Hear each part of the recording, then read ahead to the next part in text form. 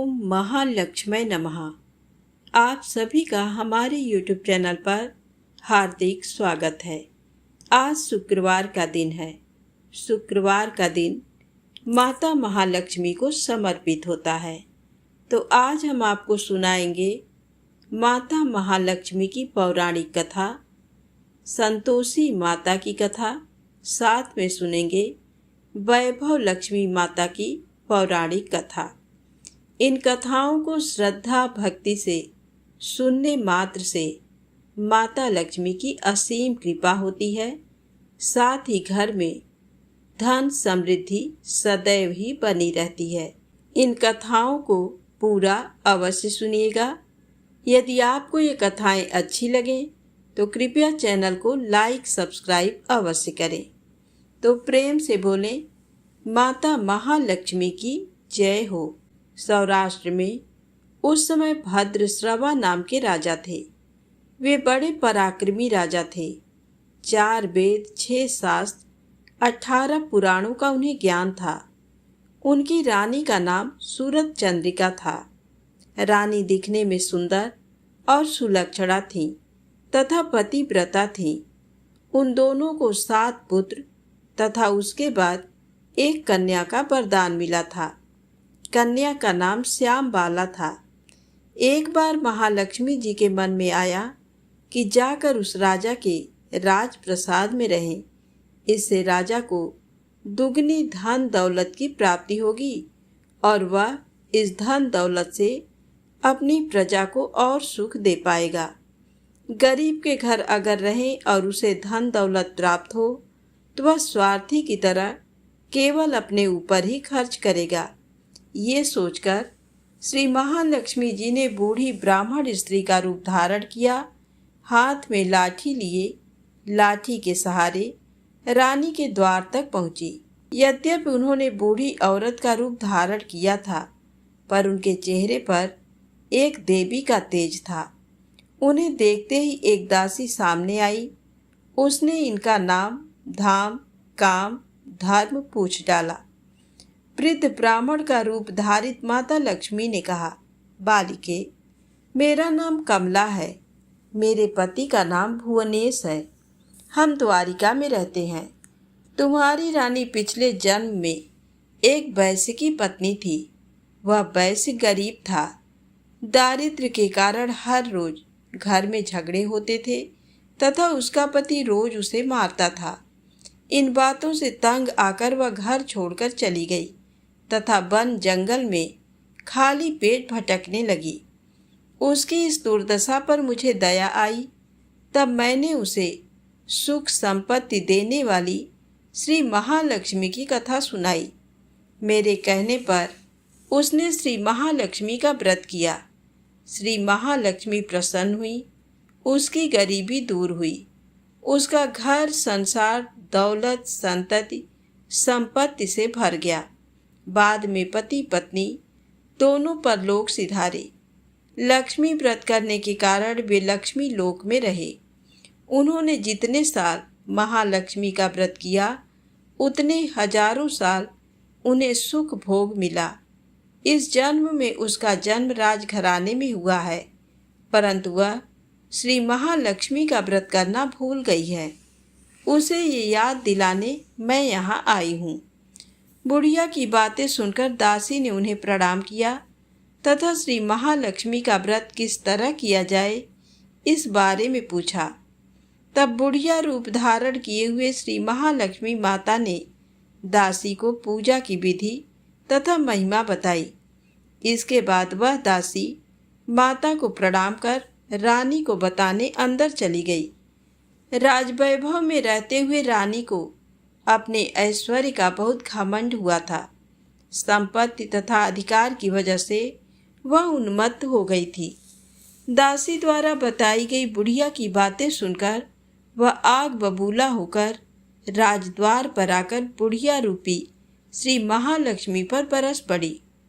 उसे ये मालूम नहीं था कि श्री महालक्ष्मी माता बुढ़िया का रूप धारण किए द्वार तक आई हैं, परंतु रानी का इस कदर रूखा बर्ताव तथा अपना अनादर देकर माता ने वहाँ ठहरना ठीक न समझा। वे वहाँ से चल पड़ी। राह में उन्हें राजकुमारी श्यामबाला मिली। उन्होंने श्यामबाला को सारी बात बताई। श्यामबाला ने अपनी और अपनी माँ के तरफ से श्री महालक्ष्मी माता से क्षमा मांगी। माता को उस पर दया आई। उन्होंने श्यामबाला को श्री महालक्ष्मी व्रत के बारे में बताया। श्यामबाला ने परम श्रद्धा से श्री महालक्ष्मी का व्रत रखा। फलस्वरूप राजा सिद्धेश्वर के सुपुत्र मालाधर से उसका विवाह हुआ। वह धन दौलत ऐश्वर्य वैभव से माला माल हो गई। पति के साथ ससुराल में आनंद से दिन बिताने लगी। इधर श्री महालक्ष्मी का रानी पर प्रकोप हुआ। फलस्वरूप राजा भद्रश्रवा का राज्य एवं राज्य कारोबार नष्ट हो गया। यहाँ तक कि खाने के लाले पड़ गए।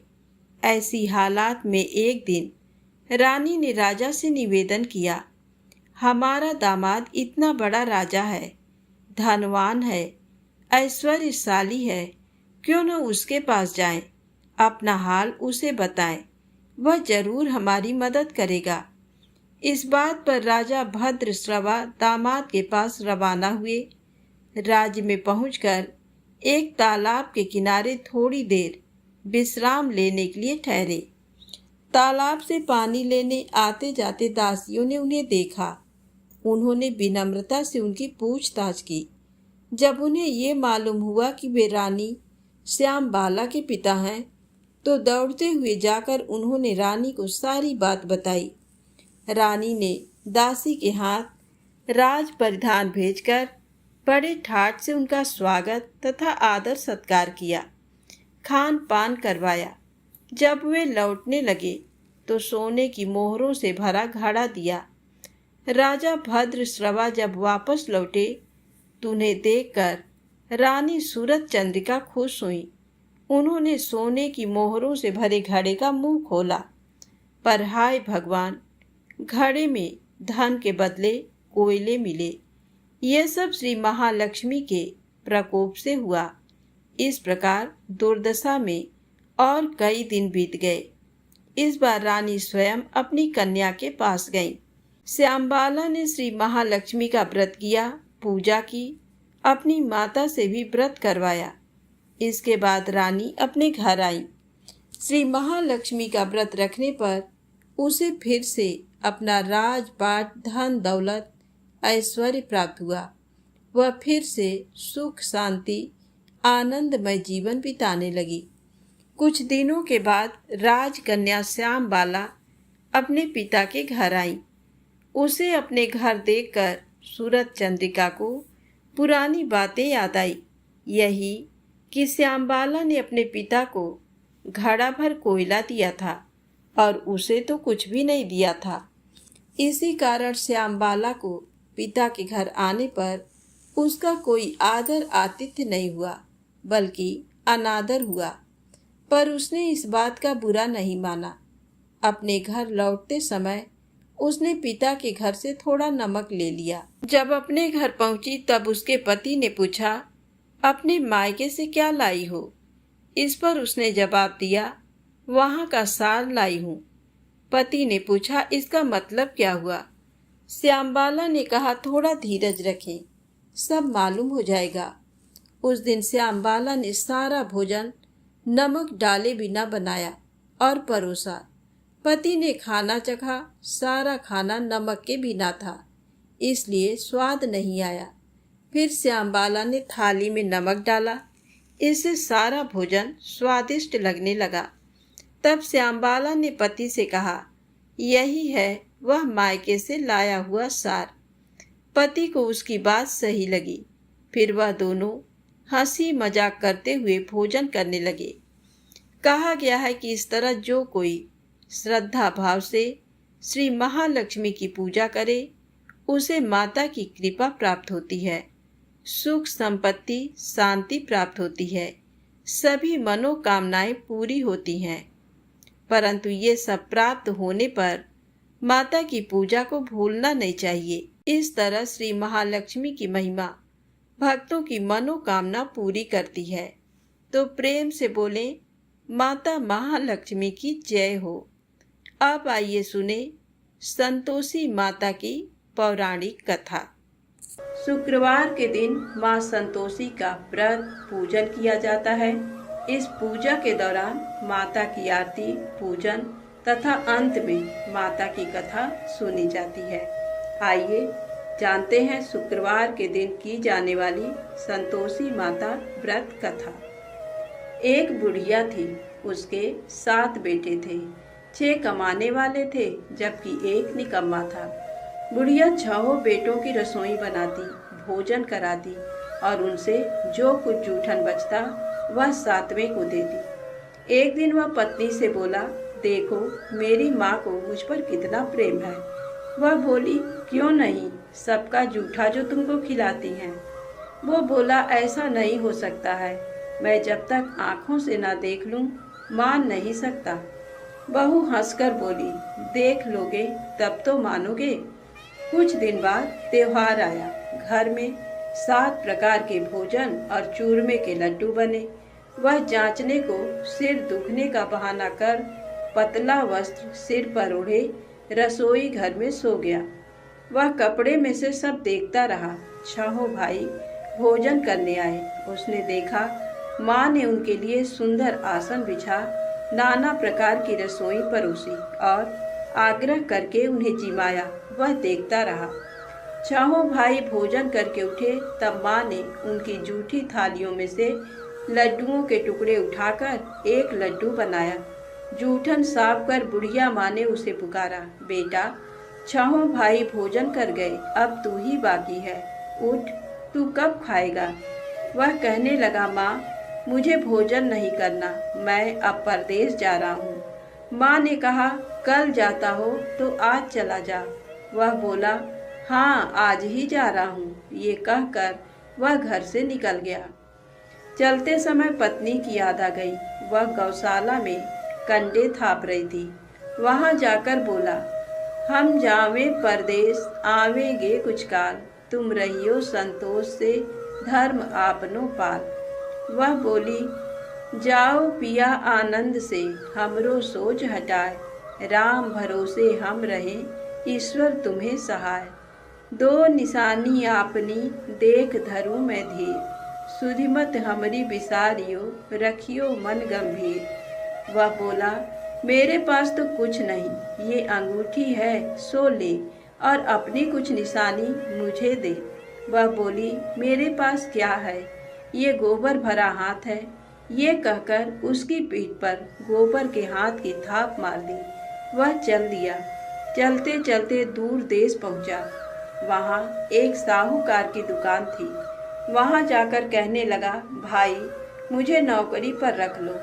साहूकार को जरूरत थी, बोला रह जा। लड़के ने पूछा, तनख्वाह क्या दोगे। साहूकार ने कहा, काम देखकर दाम मिलेंगे। साहूकार की नौकरी मिली। वह सुबह 7 बजे से 10 बजे तक नौकरी बजाने लगा। कुछ दिनों में दुकान का सारा लेन देन, हिसाब किताब, ग्राहकों को माल बेचना, सारा काम करने लगा। साहूकार के 7-8 नौकर थे। वे सब चक्कर खाने लगे। ये तो बहुत होशियार बन गया। सेठ ने भी काम देखा और 3 महीने में ही उसे आधे मुनाफे का हिस्सेदार बना लिया। वह कुछ वर्ष में ही नामी सेठ बन गया और मालिक सारा कारोबार उस पर छोड़कर चला गया। इधर उसकी पत्नी को सास ससुर दुख देने लगे। सारी गृहस्थी का काम करा के उसे लकड़ी लेने जंगल में भेजते। इस बीच घर के आटे से जो भूसी निकलती उसकी रोटी बनाकर रख दी जाती और फूटे नारियल की नरेली में पानी। एक दिन वह लकड़ी लेने जा रही थी। रास्ते में बहुत सी स्त्रियां संतोषी माता का व्रत करती दिखाई दी। वह वहां खड़ी होकर कथा सुनने लगी और पूछा, बहनों तुम किस देवता का व्रत करती हो और उसके करने से क्या फल मिलता है। यदि तुम इस व्रत का विधान मुझे समझाकर कहोगे तो मैं तुम्हारा बड़ा एहसान मानूंगी। तब उनमें से एक स्त्री बोली, सुनो ये संतोषी माता का व्रत है। इसके करने से निर्धनता, दरिद्रता का नाश होता है और जो कुछ मन में कामना हो सब संतोषी माता की कृपा से पूरी होती है। तब उसने उससे व्रत की विधि पूछी। वह भक्तिनी स्त्री बोली, 1.25 आने का गुड़ चना लेना, इच्छा हो तो 5.25 आने का लेना या 1.25 रुपए का भी सहूलियत के अनुसार लाना। बिना परेशानी और श्रद्धा व प्रेम से जितना भी बन पड़े सवाया लेना। प्रत्येक शुक्रवार को निराहार रहकर कथा को सुनना। इसके बीच क्रम टूटे नहीं, लगातार नियम पालन करना। सुनने वाला कोई ना मिले तो घी का दीपक जला उसके आगे या जल के पात्र को सामने रखकर कथा कहना। जब तक कार्य सिद्ध ना हो नियम का पालन करना और कार्य सिद्ध हो जाने पर व्रत का उद्यापन करना। 3 मास में माता फल पूरा करती हैं। यदि किसी के ग्रह खोटे भी हों तो भी माता वर्ष भर में कार्य सिद्ध करती हैं। फल सिद्ध होने पर उद्यापन करना चाहिए, बीच में नहीं। उद्यापन में 2.5 सेर आटे का खाजा तथा इसी परिमाण से खीर तथा चने का साग करना। 8 लड़कों को भोजन कराना। जहाँ तक मिले देवर, जेठ, भाई बंधु के हों, ना मिले तो रिश्तेदारों और पास पड़ोसियों को बुलाना। उन्हें भोजन करा यथाशक्ति दक्षिणा दे माता का नियम पूरा करना। उस दिन घर में खटाई न खाना। ये सुन बुढ़िया के लड़के की बहू चल दी। रास्ते में लकड़ी के बोझ को बेच दिया और उन पैसों से गुड़ चना ले माता के व्रत की तैयारी कर आगे चली और सामने मंदिर देखकर पूछने लगी, ये मंदिर किसका है? सब कहने लगे संतोषी माता का मंदिर है। ये सुनकर माता के मंदिर में जाकर चरणों में लौटने लगी। दीन हो विनती करने लगी, माँ मैं निपट अज्ञानी हूँ, व्रत के कुछ भी नियम नहीं जानती, मैं दुखी हूँ। हे माता जगत जननी मेरा दुख दूर कर, मैं तेरी शरण में हूँ। माता को दया आई। एक शुक्रवार बीता कि दूसरे को उसके पति का पत्र आया और तीसरे शुक्रवार को उसका भेजा हुआ पैसा आ पहुँचा। ये देख जेठ जिठानी मुंह सिकोड़ने लगे, लड़के ताने देने लगे। काकी के पास पत्र आने लगे, रुपया आने लगा। अब तो काकी की खातिर पड़ेगी। बेचारी सरलता से कहती, भैया कागज आवे रुपया आवे हम सबके लिए अच्छा है। ऐसा कहकर आंखों में आंसू भरकर संतोषी माता के मंदिर में आ मातेश्वरी के चरणों में गिरकर रोने लगी। माँ मैंने तुमसे पैसा कब मांगा है? मुझे पैसे से क्या काम है? मुझे तो अपने सुहाग से काम है। मैं तो अपने स्वामी के दर्शन मांगती हूँ। तब माता ने प्रसन्न होकर कहा, जा बेटी तेरा स्वामी आएगा। ये सुनकर खुशी से बावली होकर घर में जा काम करने लगी। अब संतोषी माँ विचार करने लगी, इस भोली पुत्री को मैंने कह तो दिया कि तेरा पति आएगा, लेकिन कैसे? वह तो इसे स्वप्न में भी याद नहीं करता। उसे याद दिलाने को मुझे ही जाना पड़ेगा। इस तरह माताजी उस बुढ़िया के बेटे के पास जा स्वप्न में प्रकट हो कहने लगी, साहूकार के बेटे सो रहा है या जागता है? वह कहने लगा, माता सोता भी नहीं जागता भी नहीं, कहो क्या आज्ञा है? माँ कहने लगी, तेरे घर बार कुछ है कि नहीं? वह बोला, मेरे पास सब कुछ है, माँ बाप है, बहू है, क्या कमी है? माँ बोली, भोले पुत्र तेरी बहू घोर कष्ट उठा रही है, तेरे माँ बाप उसे परेशानी दे रहे हैं, वह तेरे लिए तरस रही है, तू उसकी सुध ले। वह बोला, हाँ माताजी ये तो मालूम है, परंतु जाऊं तो कैसे? परदेश की बात है, लेन देन का कोई हिसाब नहीं, कोई जाने का रास्ता नहीं आता, कैसे चला जाऊं? माँ कहने लगी, मेरी बात मान, सवेरे नहा धोकर संतोषी माता का नाम ले, घी का दीपक जला, दंडवत कर दुकान पर जा बैठ। देखते देखते सारा लेन देन चुक जाएगा, जमा का माल बिक जाएगा, सांझ होते होते धन का भारी ढेर लग जाएगा। अब बूढ़े की बात मानकर वह नहा धोकर संतोषी माता को दंडवत घी का दीपक जला दुकान पर जा बैठा। थोड़ी देर में देने वाले रुपया लाने लगे, लेने वाले हिसाब लेने लगे। कोठे में भरे सामान के खरीदार नकद दाम दे सौदा करने लगे। शाम तक धन का भारी ढेर लग गया। मन में माता का नाम ले चमत्कार देख प्रसन्न हो घर ले जाने के वास्ते गहना कपड़ा सामान खरीदने लगा। यहाँ काम से निकट तुरंत घर को रवाना हुआ। उधर उसकी पत्नी जंगल में लकड़ी लेने जाती है। लौटते वक्त माता जी के मंदिर में विश्राम करती है। वह तो उसके प्रतिदिन रुकने का स्थान जो ठहरा।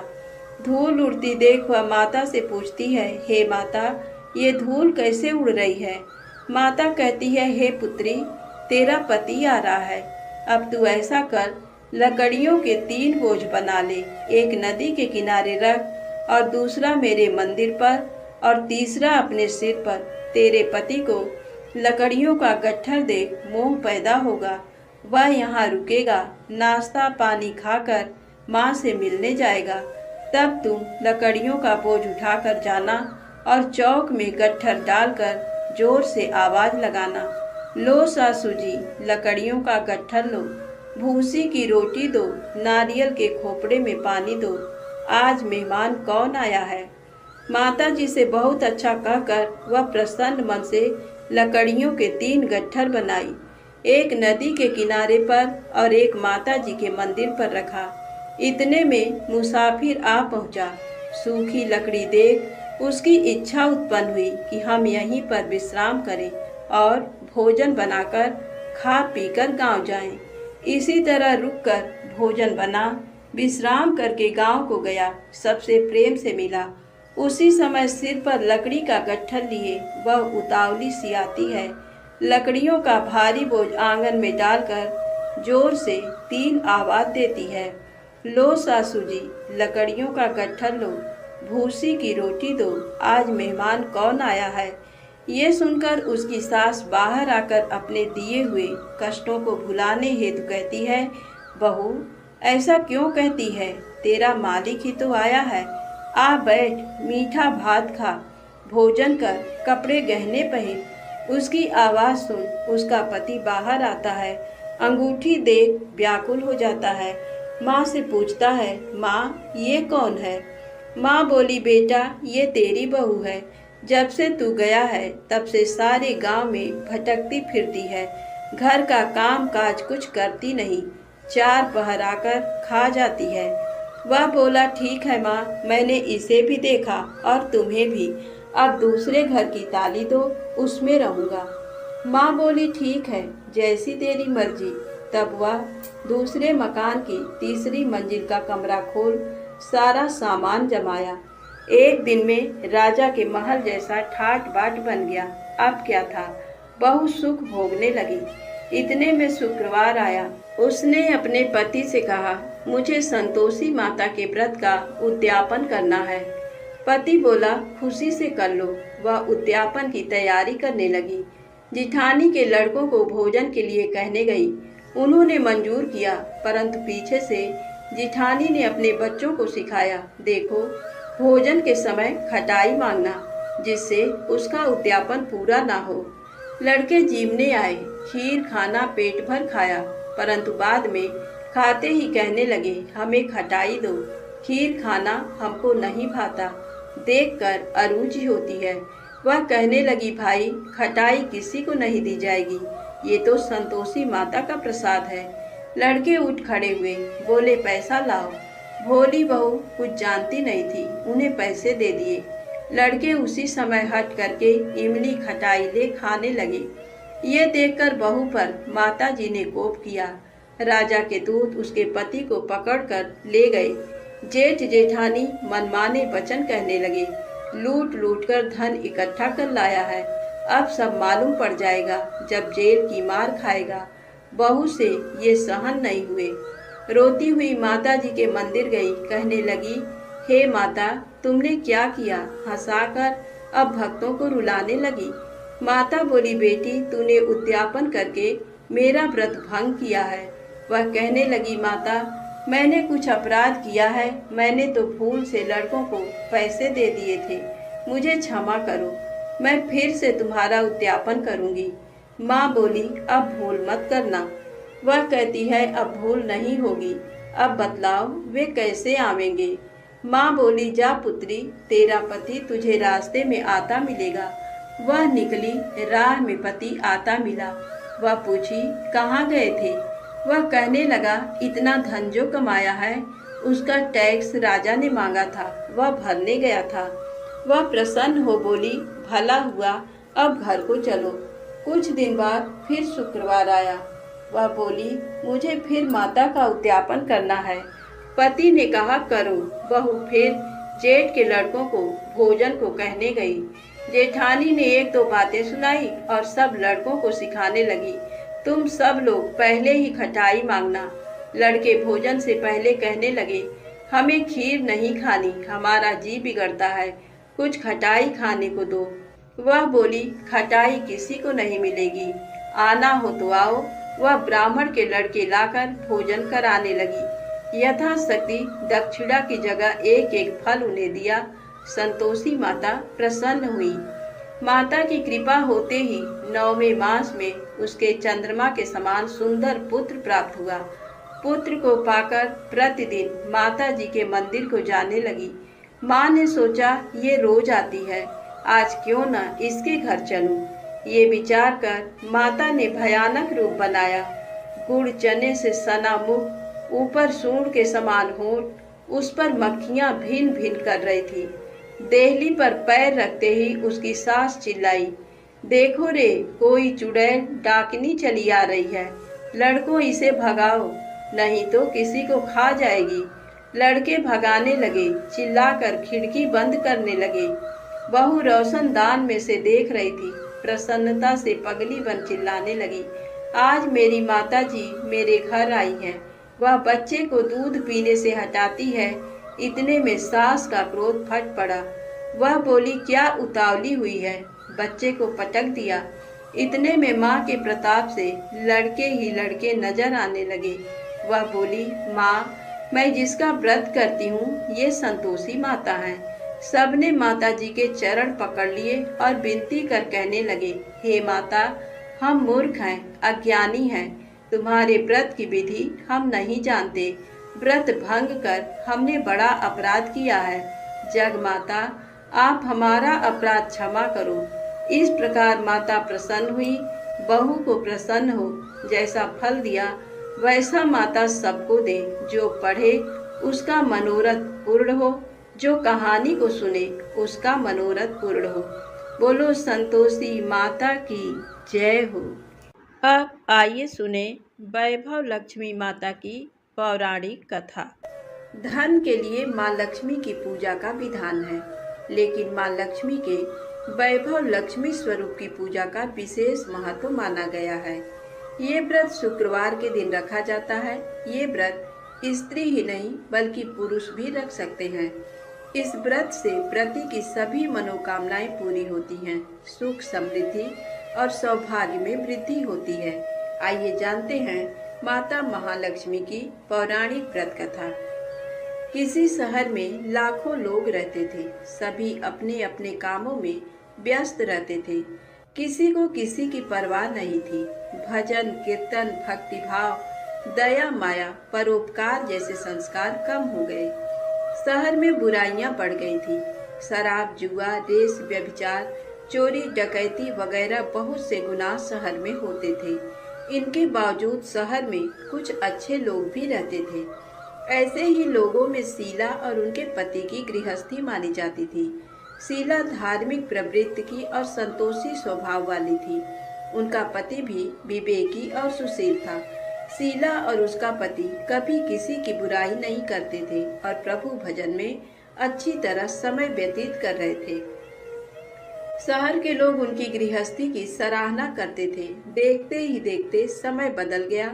शीला का पति बुरे लोगों से दोस्ती कर बैठा। अब वह जल्द से जल्द करोड़पति बनने का ख्वाब देखने लगा, इसलिए वह गलत रास्ते पर चल पड़ा। उसकी हालत रास्ते पर भटकते भिखारी जैसी हो गई थी। शराब, जुआ, रेस, चरस, गांजा वगैरह बुरी आदतों में शीला का पति भी फंस गया। दोस्तों के साथ उसे भी शराब की आदत हो गई। इस प्रकार उसने अपना सब कुछ रेस जुए में गंवा दिया। शीला को पति के बर्ताव से बहुत दुख हुआ, किंतु वह भगवान पर भरोसा कर सब कुछ सहने लगी। वह अपना अधिकांश समय प्रभु भक्ति में बिताने लगी। अचानक एक दिन दोपहर को उनके द्वार पर किसी ने दस्तक दी। शीला ने द्वार खोला तो देखा कि एक मांझी खड़ी थी। उसके चेहरे पर अलौकिक तेज निखर रहा था। उनकी आंखों में से मानो अमृत बह रहा था। उसका भव्य चेहरा करुणा और प्यार से छलक रहा था। उनको देखते ही शीला के मन में अपार शांति छा गई। शीला के रोम रोम में आनंद छा गया। शीला उस मांझी को आदर के साथ घर में ले आई। घर में बिठाने के लिए कुछ भी नहीं था, अतः शीला ने सकुचाकर एक फटी हुई चद्दर पर उसको बिठाया। माँ जी बोली, क्यों शीला, मुझे पहचाना नहीं?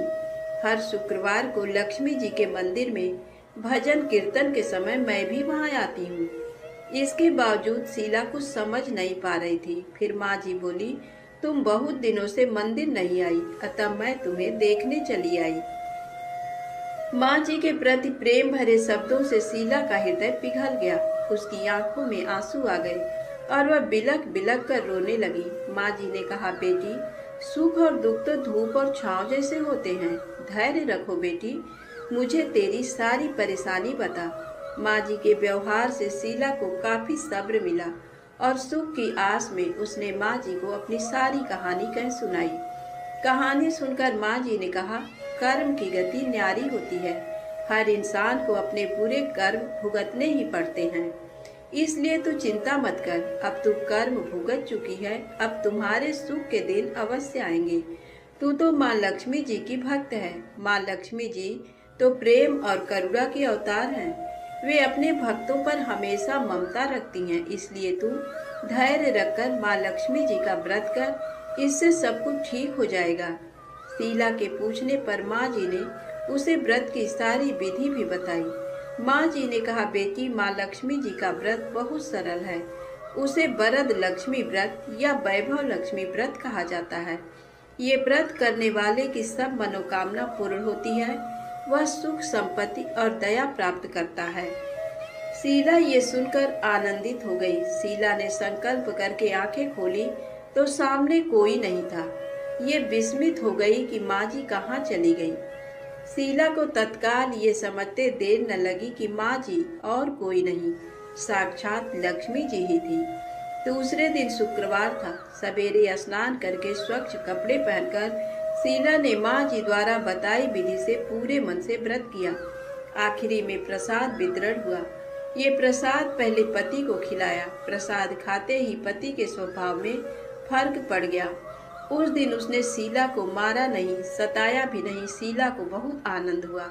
उनके मन में वैभव लक्ष्मी व्रत के लिए श्रद्धा बढ़ गई।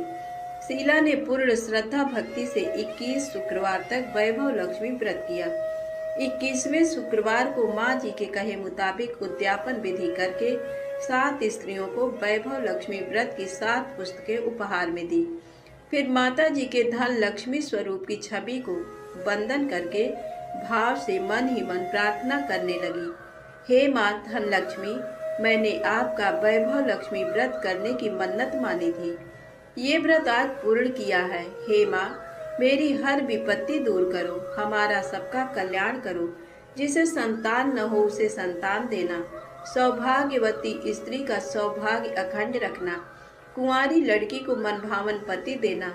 जो आपका ये चमत्कारी वैभव लक्ष्मी व्रत करे उनकी सब विपत्ति दूर करना, सभी को सुखी करना। हे माँ, आपकी महिमा अपार है। ऐसा बोलकर लक्ष्मी जी के धन लक्ष्मी स्वरूप की छवि को प्रणाम किया।